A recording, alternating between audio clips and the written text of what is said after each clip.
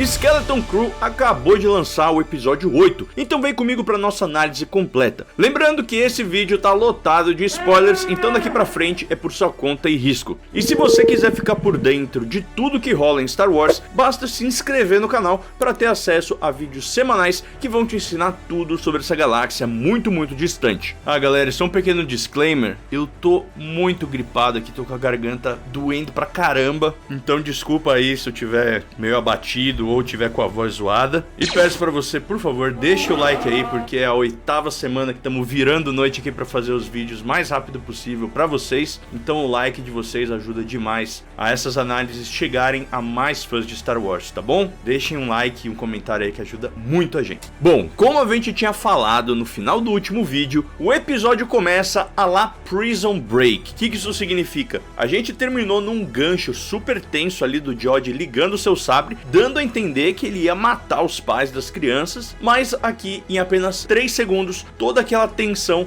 já é resolvida com o George simplesmente desligando o sabre e falando que é um mestre Jedi, emissário da República. E aquele negócio, tipo, beleza, é uma solução ali, mas fica parecendo meio que uma trapaça, né? Você coloca uma tensão lá em cima e aí resolve de um jeito tão rapidinho assim, dá uma quebrada. Mas de qualquer jeito, isso é uma coisa muito comum nas séries, né? O famoso cliffhanger, terminar o episódio num gancho. De qualquer maneira, o George acaba pegando ali a Fern e a sua mãe, a Farrah, e vai até o supervisor, e os outros integrantes do Skeleton Crew vão para suas casas sendo vigiados pelos droids de segurança. Nisso, a nave pirata entra em Etch e começa a atirar na cidade, o que faz com que o Neil vá até o canhão turbo laser lá da escola que a gente tinha visto lá no 4º episódio em Etch Ekron, que ficava no telhado da escola. Então, você que assiste o canal aqui já sabe, já tá careca de saber o que é a arma de Chekhov, então já tava esperando que o Neil ia usar esse grande canhão. Eu achava que era o Win que ia chegar lá, né, porque a gente já tinha visto o Win mexendo mais com a artilharia,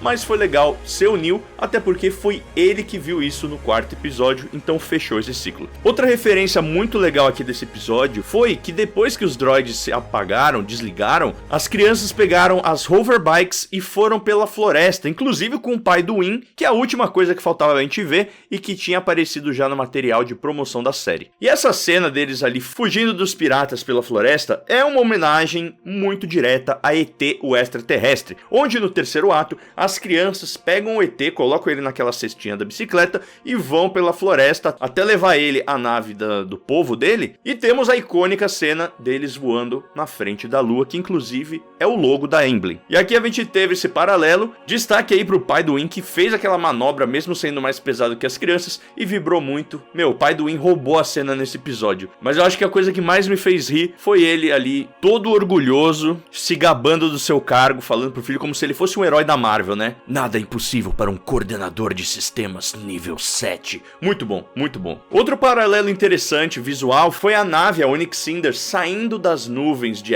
Etching e quase que parando ali no espaço, lembrando muito a nave do Batman no filme do Tim Burton, que sai das nuvens ali e fica na frente da lua. Eu achei que foi um paralelo visual bem legal. Bom, enfim, o George acaba subindo na torre do supervisor e temos a grande revelação que quem também acompanha o canal já estava esperando, que o supervisor seria um droid. Inclusive, foi a mensagem que eu falei para todo mundo comentar aí no último vídeo, e quem comentou acertou, parabéns a todos envolvidos. O supervisor, no final das contas, é um droid, e o seu visual é muito parecido, é inegável que é uma homenagem ao HAL 9000 do filme 2001, Uma Odisseia no Espaço, principalmente por conta desse olho vermelho que alterna com azul, que é igualzinho ao do robô lá do filme de Stanley Kubrick. E toda essa revelação de que o supervisor é um droid, ele é meio que uma quebra de expectativa e é algo muito parecido com o Mágico de Oz. Ao longo da série, a gente veio tendo essa sensação de que o supervisor seria alguém fora do esperado. Lá no Mágico de Oz, é de se esperar que o mágico é uma figura mitológica, etérea e tal, e aí no final você vê que na verdade é um cara que estava fazendo ilusões, o cara por trás dos panos ali, literalmente, e tudo não passava de uma grande ilusão. E aqui a gente tem mais ou menos essa vibe sendo interpretada para o supervisor. E eu gostei disso, eu achei que foi uma saída legal, até porque o supervisor, ele precisaria ser alguém que durasse muito tempo, né? Então, ou teria que ser alguém de uma espécie como a do Yoda, que fica até os 900 anos, ou realmente um droid faz muito mais sentido. E também é interessante ver que o supervisor, ele não é um antagonista. Ele é um droid que estava seguindo as suas diretrizes e fazendo um bom trabalho, diga-se de passagem. Ele estava protegendo AT-AT, que no final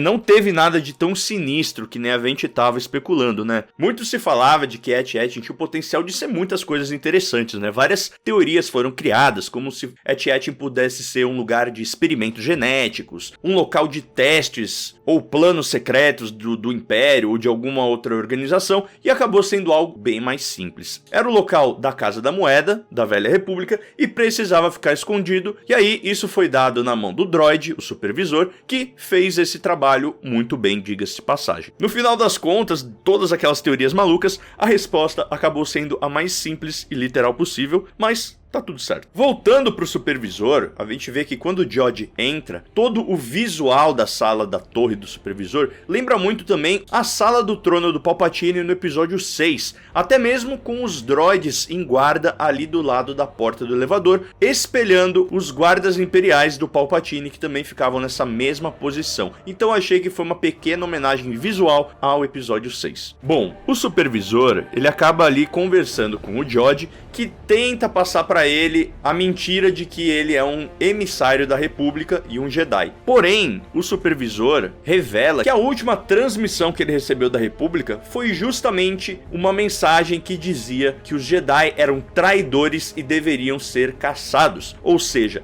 o supervisor tinha acesso às comunicações de fora de AT-AT. Por isso, é muito legal saber que o supervisor meio que estava sabendo o que estava acontecendo na galáxia até um certo ponto. E isso é um paralelo interessante porque é uma ligação direta com o filme Vingança do Sith. Essa mensagem que fala que os Jedi são traidores é a mensagem que o Palpatine emite durante a Ordem 66. Então achei muito legal esse paralelo. Ainda sobre o supervisor, eu só achei uma pena que o personagem ele foi um pouquinho desperdiçado, vamos dizer. Pô, finalmente a gente teve a revelação de quem é o supervisor, tem todo esse lance de ele saber o que tá acontecendo na galáxia, dele ganhar que o George não é quem ele fala que é, mas tudo é feito muito rápido. Quando você simplesmente pisca, o George já tá colocando o sabre no olho do supervisor, tá lá ele, isso ficou bem estranho. O George mata o supervisor, né, ao melhor estilo Qui-Gon Jinn derretendo a porta no episódio 1, e ao destruir o supervisor, todos os droids de segurança de AT-AT desligam, o que evidencia que rolava ali uma mentalidade de colmeia, que é uma coisa que acontece muito nos filmes, né? Você tem um líder ou uma abelha rainha ou alguma entidade que acaba comandando esses minions, né? Esse exército de outros guerreiros que vão fazendo ali, e se você derrotar o chefão, né, a abelha rainha deles, todos vão morrer. É uma forma de meio que simplificar a maneira de um herói vencer um vilão e seu exército gigantesco. A gente já viu isso em diversos filmes e séries. Mas a gente pode traçar um paralelo com Star Wars. No episódio 1, a gente vê que o Anakin vai até a nave da Federação do Comércio que tá ali pairando sobre Naboo, destrói essa nave e, por consequência, acaba desligando o exército inteiro de droids B1 que estavam lá em Naboo. Inclusive, se a gente for fazer mais um paralelo aqui,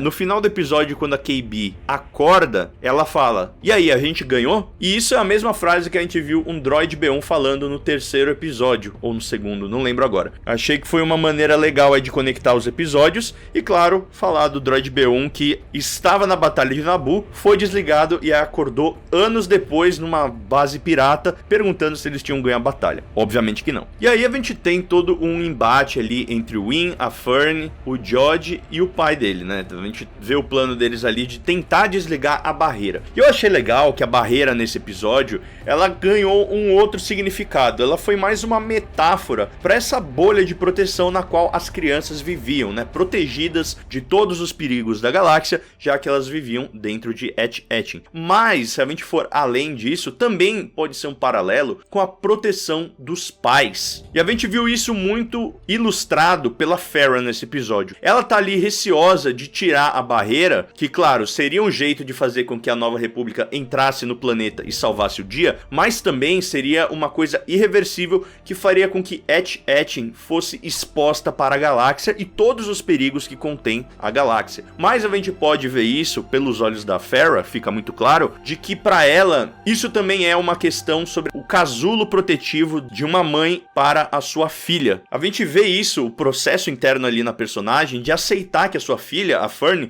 cresceu, amadureceu e que agora ela realmente é capaz de se cuidar sozinha e de enfrentar os perigos da vida adulta. Não dá mais para ela ficar nesse casulo protetivo de mãe corugem. A gente vê até uma fala muito legal da Fern dizendo que a galáxia é assustadora, é perigosa, mas mesmo nos piores lugares tinham pessoas boas, pessoas que poderiam ajudar. E aí a gente vê essa aceitação da Farah de que sua filha realmente agora cresceu e ela faz a decisão difícil de destruir a barreira, fazendo com que a Nova República venha e salve o dia. Bom, em relação à Nova República vindo, a gente tem algumas coisas legais para comentar também. A gente viu as clássicas X-Wings, que são as naves mais mortíferas aí da Nova República. Vimos também as B-Wings, que são naves clássicas de Star Wars também, que a gente viu muito lá na trilogia clássica. Mas aqui a gente tem paralelo com Star Wars Rebels e o jogo Star Wars Squadrons. Lá em Rebels tinha um engenheiro Mon Calamari chamado Quarry, que inclusive é uma homenagem ao Ralph McQuarrie, que é o artista conceitual que foi responsável por muitas imagens icônicas de Star Wars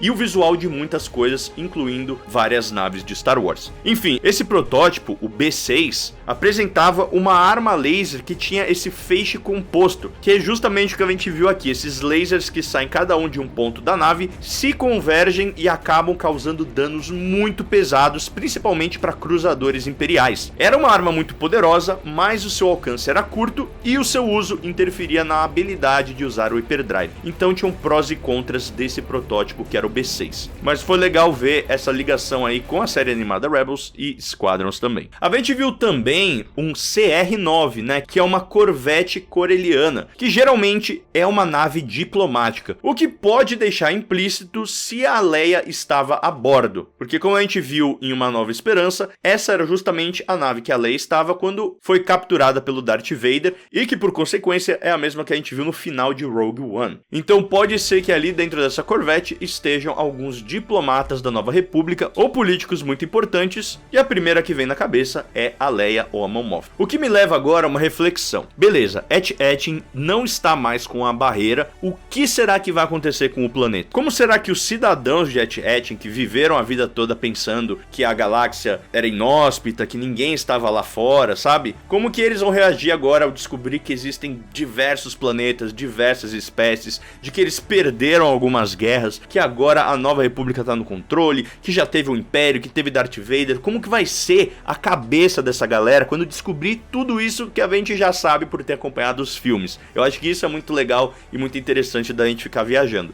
E além disso, qual vai ser o destino da Casa da Moeda? Ao que tudo indica, a Nova República vai ter o controle da Casa da Moeda, o que com certeza iria ajudar e resolver os problemas financeiros da Nova República. Aí é uma coisa que vai diferenciar muito o cânone do Legends, porque assim, no Legends, a Nova República, depois de toda essa guerra civil com o Império, ela acaba, obviamente, tomando o poder, porém os cofres da Nova República estão quase vazios, porque em tempos de guerra foi gasto muito dinheiro lá do Império, principalmente para construir 2 Estrelas da Morte. Então o Império estava com o banco lá com pouca grana, e quando a Nova República assume, essa grana continua muito baixa, só que agora eles têm que gerir a galáxia e também lutar contra remanescentes imperiais, estabelecer a ordem, e tudo isso demanda muita grana, o que faz com que a Nova República acabe aumentando muito os impostos na galáxia e também fazendo com que planetas que são naturalmente mais abastados, como por exemplo Corellia, que tem uma gigantesca indústria de produção de naves, ajudem os planetas menos abastados. Ou seja, a Nova República República, ela passa impostos maiores para a galáxia e principalmente ela faz com que esses planetas que são mais ricos contribuam mais para ajudar os que têm menos dinheiro. E isso acaba irritando vários desses planetas que têm mais dinheiro, como o caso de Corellia. E aí Corellia e outros planetas acabam não aceitando isso e se voltando contra a Nova República, dando início a mais conflitos. Então isso é o que a gente teve na era pós-Império no Legends. Já aqui no Cânone, eu acho que a gente não vai ter nada disso, já que agora a Nova República tem dinheiro infinito aí em Et-Ettin. Então, Et-Ettin poderia muito bem ser a explicação por trás da Primeira Ordem ter conseguido dinheiro para fazer tudo aquilo que eles fizeram na trilogia sequel. Mas, como a gente tá vendo, esse não vai ser o caso. Parece que o dinheiro vai ficar mesmo com a Nova República. Então, não sei. Eu acho que a parte do Legends ainda é mais interessante, mas vamos ver como isso vai ser tratado nos próximos materiais do cânone. Queria aproveitar para te falar que a Hixforge, a maior e mais completa loja de sabre de luz do Brasil, tá com uma promoção imperdível para você começar 2025 com um sabre novo. Todos os sabres da família Skywalker estão com 7% de desconto e usando o nosso cupom que é Mando, você garante ainda mais 5%,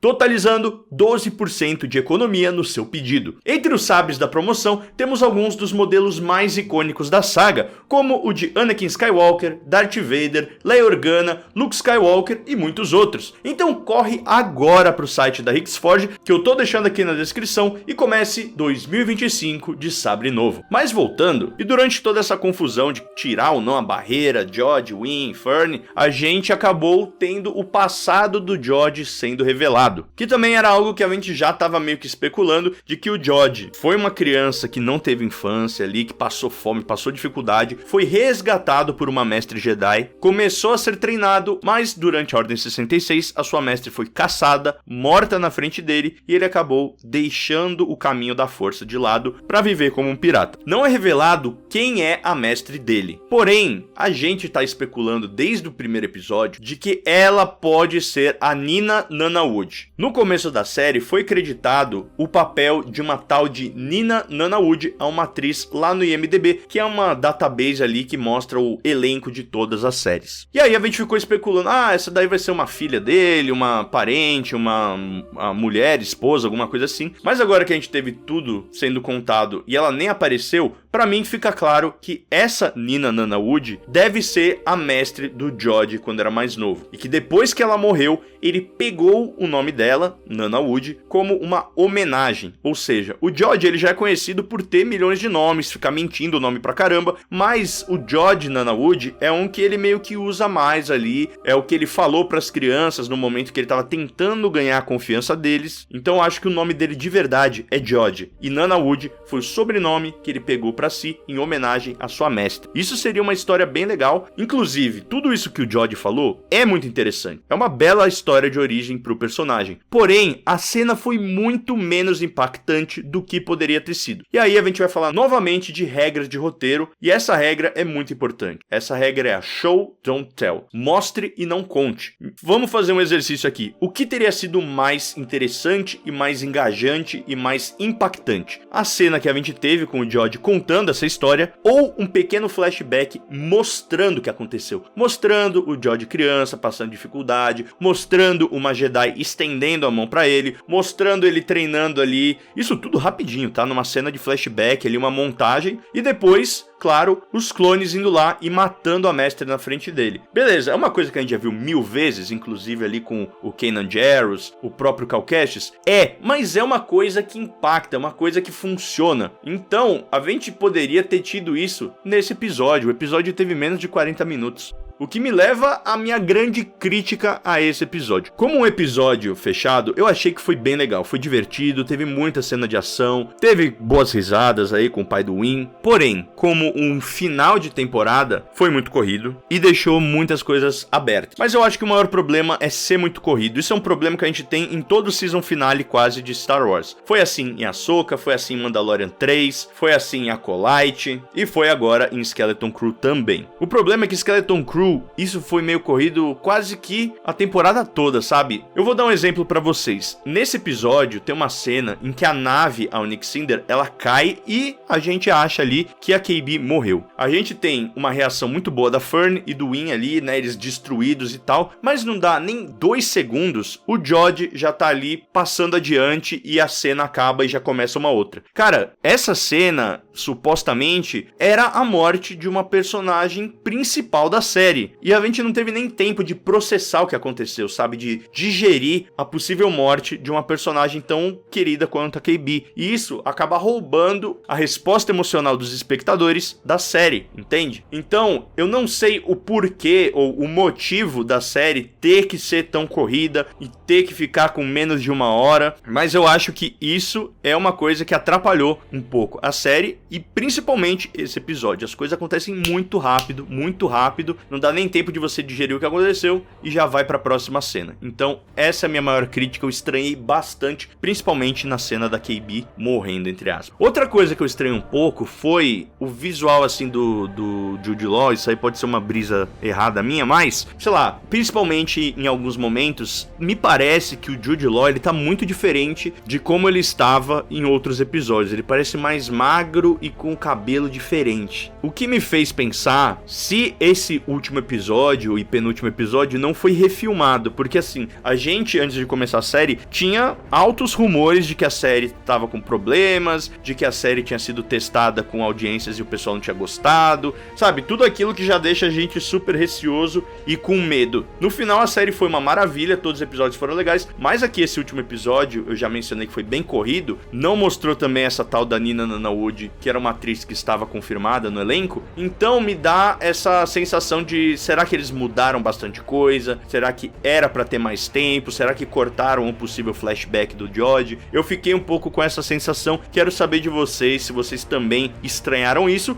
ou se acham que eu tô viajando, pode comentar aí. Nesse embate também foi legal ver o Win dessa vez checando o sabre, né, pra ver se tava do lado certo, inclusive a hora que eles estão segurando ali e o Jodie tá puxando com a força, eu tava com um cagaço daquele negócio de estar ao contrário e ligar e ir bem no estômago do Win, se bem que, né, estocada de sabre não mata, né, mas enfim, eu fiquei com medo disso e também achei muito legal o Win fingindo que tava brincando de boneco pra enganar o droid de segurança e ele deixou escapar um Princesa Fern, né? Meio que assumindo o papel da Fern como uma Princesa Leia Mirim nessa dinâmica do grupo. Achei bem legal esse detalhe. No final, não teve nenhuma das crianças usando a força e eu achei isso bom. Porque assim, a gente teve algumas pitadas, alguns indícios de que a KB possa ser sensitiva à força, porque ela é muito boa de tiro, ela conseguiu sentir o droid. Então, tiveram algumas coisas ali com a KB, tiveram algumas coisinhas com o Win também. Mas eu gostei que eles não cravaram nada aqui, até porque esse é o último episódio do que seria uma série limitada, né? Essa série de Skeleton Crew foi divulgada como uma minissérie e que não teria segunda temporada, mas a gente já vai falar sobre isso. Então achei bom deixar tudo em aberto em relação à força. Dá pra ver com mais calma lá pra frente. Então vamos falar aqui do final da temporada, o final do episódio, que pra minha surpresa, ainda mais por ter sido vendida como uma série limitada, uma minissérie, ela deixou até que muitas pontas soltas e muita coisa assim em aberto. Eu adorei o fato da gente não ter tido a morte do Jodie, ou seja, o Jude Law pode voltar aí pro papel em futuras séries, futuras temporadas, em outros projetos.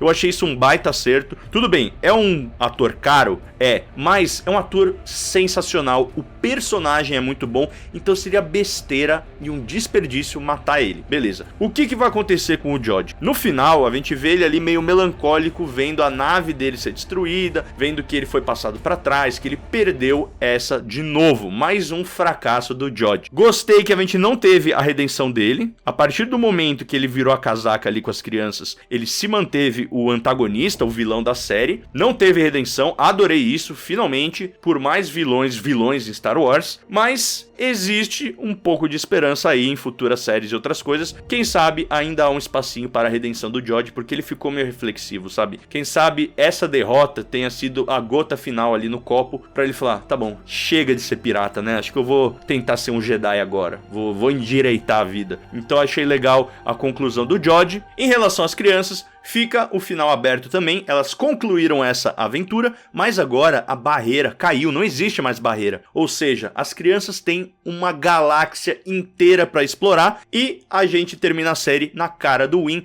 olhando ali para as X-Wings, para as B-Wings e para as Corvettes, imaginando o tanto de aventura que ele vai ter. Sabe, um negócio meio Luke Skywalker olhando pro pôr do sol binário, que é a minha cena favorita de Star Wars. Essa foi a vibe que eu tive. As crianças estão prontas para novas aventuras.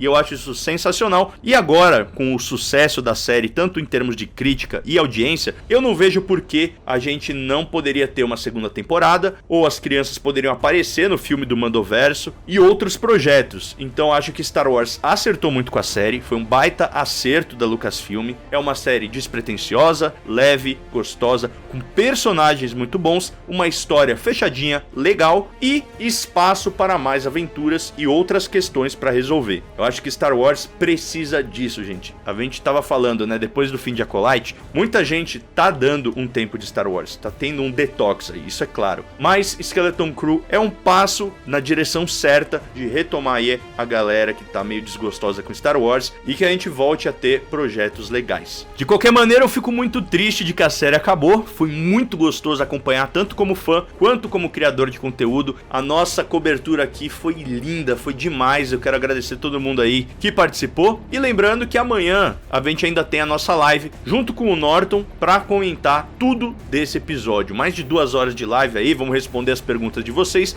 e qualquer coisa que eu tenha esquecido aqui vai ser tratado lá na live. E se você é um mandaloriano ou uma mandaloriana braba que fica até o final dos vídeos, comenta aí, nós acertamos. Pra eu saber que você é uma pessoa que vê os vídeos até o final e que tava certo sobre o supervisor ser um droid. É isso, nos vemos amanhã aqui na live e this is the way.